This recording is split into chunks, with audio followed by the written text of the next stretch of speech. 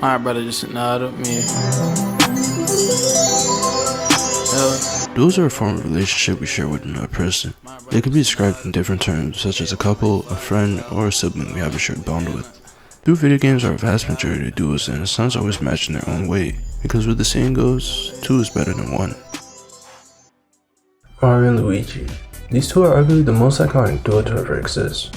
The Mushroom Kingdom relatives would shine throughout Nintendo's release, as they will first appear individually with Mario being the older brother of the two in a Donkey Kong crossover, and 2 years later we would see Luigi introduced in the first ever Super Mario game. And from then we'd see them collaborating across a plethora of video games released in the franchise.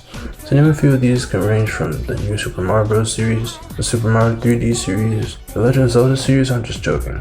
Wait a minute. In being a duo, Mario and Luigi are very much in sync, and their history dives pretty deep for a simplistic story of 2 brothers that travel across the Mushroom Kingdom. However, they do quite a lot more than your average Captain Toad.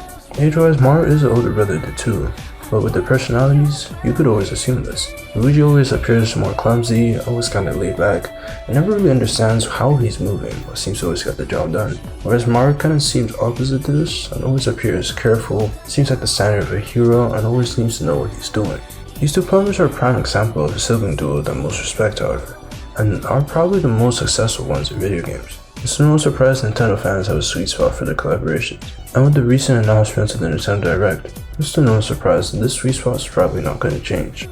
Although the idea of duels can be seen in relations, it can also be transcended into the polar opposites. Yin and yang can be an example of this, being a term that provides meaning for opposites attract. It can be seen in 2 terms of people as polar opposites, and when joined together can be seen as 2 sides of the same coin. Analogies of this can be introvert and extroverts, positives and negatives, and hot and cold. To me, Sonic and Tails are a prime example of this category, with Sonic being the more active of the two and more courageous, but with what he makes in courage he lacks in strength, and Tails being the exact opposite. In personality, Sonic was a hedgehog that can run really fast, but he grew up as an orphan and he was raised by his animal friends. Then Tails, who also can be called Mouse Prowler, is a fox that can fly because he was anthropomorphic, which he got picked on and in turn turned into timid. But after meeting Sonic, his traits would sort of rub off. Similar to Mario and Luigi, the duo's first appearance would happen at different times, with Sonic in 1991 and then Tails appearing in 1992, and they've been stuck ever since. Although mentioned, the main difference in Sonic and Tails is their thinking. In the official Wikipedia page, Tails is known to be a bright, energetic, and curious fox, which can be seen a lot in his creations and inventions that he uses whilst he's on his adventures with Sonic. Sonic, however, being the exact opposite of this, can be known to be courageous and fit the role of what a standard and perfect hero is, much like Mario. Due to being opposites, Tails and Sonic can fit the yin and yang, because of how through these opposites, they can be combined in order to help themselves through their characteristics. Although opposites can attract, being one and the same with positive plus positive can also repeat this. When thinking about this category, I think one comes to mind. Rayman and Gorbox from Rayman Legends represent a light that instead of always shines, seems to continuously flicker.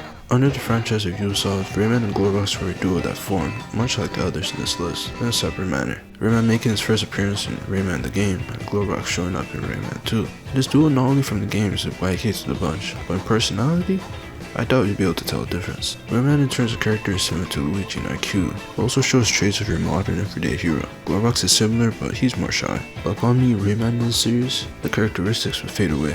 Unfortunately, nothing else changed. See, because the whole game in its own is a series of odd elements, Gorbox not only looks odd, but everything about him is too. Is why its name is Ugliette, and them having slightly over 600 kids together really doesn't help. Say less, Rayman and Gorbox are one and the same, and although slightly different in contrast, it's still like staring at the same color.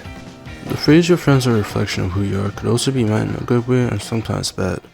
Wario and Waluigi. Depending on how old you are, you might have noticed Batman and Superman once got replicated, and Nintendo might have taken some inspiration at this, doing something similar in the case of these 2 duos. These 2 are basically the polar opposites of Mario and Luigi, and rather than stopping evil in the Mushroom Kingdom, I'm really not surprised that they were even causing it. Mario is the successful hero and he's looked at and practically loved by everyone, whereas Wario is the polar opposite of this and he's just kinda weird, to a point in my last video where Nintendo were even poking jokes at him.